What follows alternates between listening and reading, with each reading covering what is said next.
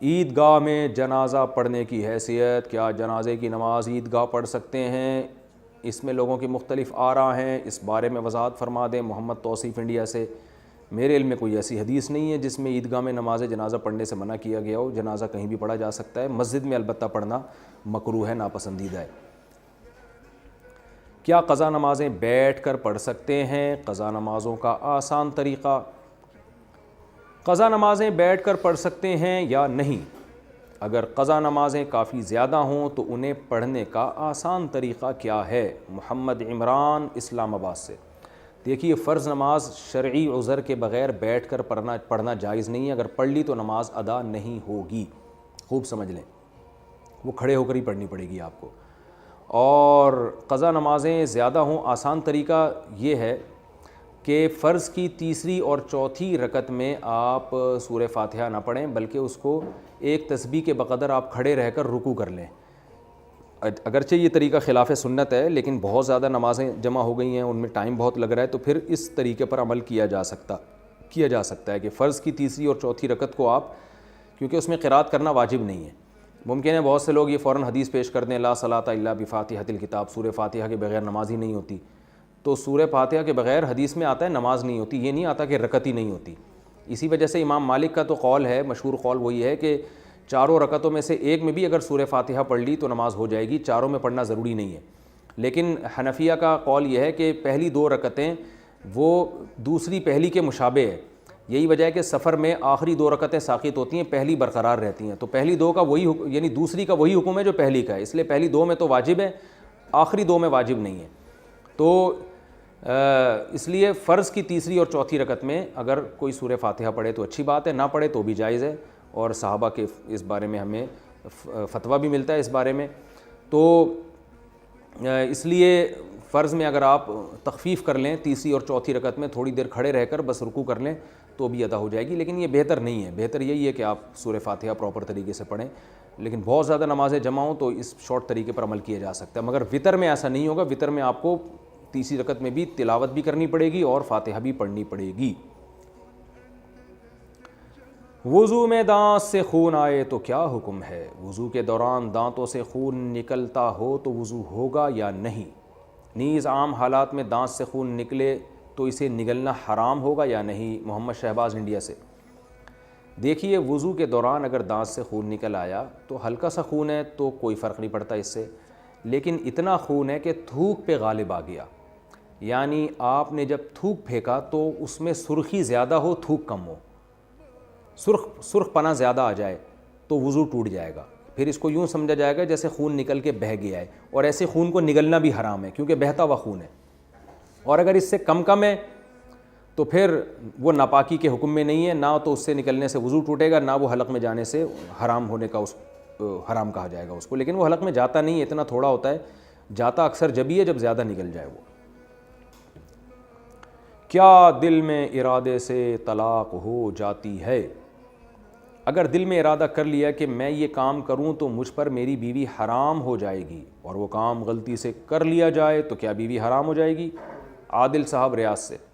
نہیں جناب، دل میں ارادہ کرنے سے طلاق نہیں ہوتی، طلاق کے لیے زبان سے الفاظ نکالنا ضروری ہے۔ اگر آپ نے زبان سے یہ الفاظ کہے کہ میں نے فلاں کام کیا تو مجھ پر بیوی حرام ہے، اور پھر آپ نے فلاں کام کر لیا تو بیوی واقعی حرام ہو جائے گی، نکاح ٹوٹ جائے گا، ایک طلاق ہوگی اور نکاح ختم ہو جائے گا آپ کا، اس سے دوبارہ نکاح کرنا پڑے گا۔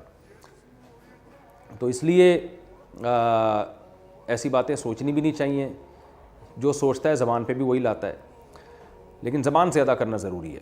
کرپٹو کرنسی سے پیسے کمانا جائز ہے یا نہیں؟ کیا کرپٹو کرنسی جائز ہے؟ کچھ پیسے پے کر کے اسے خریدا جاتا ہے، پھر اس کی ویلیو بڑھتی رہتی ہے اور اسے بیچ کر نفع کمایا جاتا ہے، کیا یہ جائز ہے یا نہیں؟ داؤد کراچی سے۔ دیکھیں، اس بارے میں علماء کے رجحانات ہیں، میرا بھی رجحان ہے، لیکن فتویٰ نہیں ہے ابھی کسی بات پر، لہذا بر صغیر کے علماء اور بہت سے دنیا بھر کے علماء سر جوڑ کے بیٹھے ہوئے ہیں، اور اس بارے میں ابھی تک کوئی صحیح مستند رائے سامنے نہیں آئی ہے، تو ہماری بھی اس بارے میں خاموشی ہے۔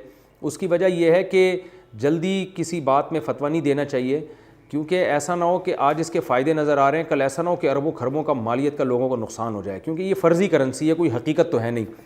تو میں یہ نہیں کہہ رہا کہ حرام ہے، ناجائز ہے، لیکن ہم جائز کہنے میں بھی توقف کر رہے ہیں، اور جن ملکوں نے اس کو کی قانونی اجازت دی ہے نا, انہوں نے بھی اس کو ایک کرنسی کے طور پہ, جہاں تک میری معلومات ہیں میں وہ بتا رہا ہوں آپ کو, اگر یہ آج کی تاریخ میں ہو سکتا ہے یہ ریسرچ چینج ہو چکی ہو تو ایک الگ بات ہے, اب تک جو میری معلومات ہیں وہ یہ ہے کہ دنیا کے جن ملکوں نے اس کی قانونی اجازت دی ہے انہوں نے بھی لوگوں کو اس سے لین دین کی اجازت دی ہے, صرف اس کو ایز اے کرنسی قبول نہیں کیا ہے. یعنی قانونی طور پر ابھی تک دنیا میں اس کو ایز اے کرنسی کے لیا نہیں گیا ہے.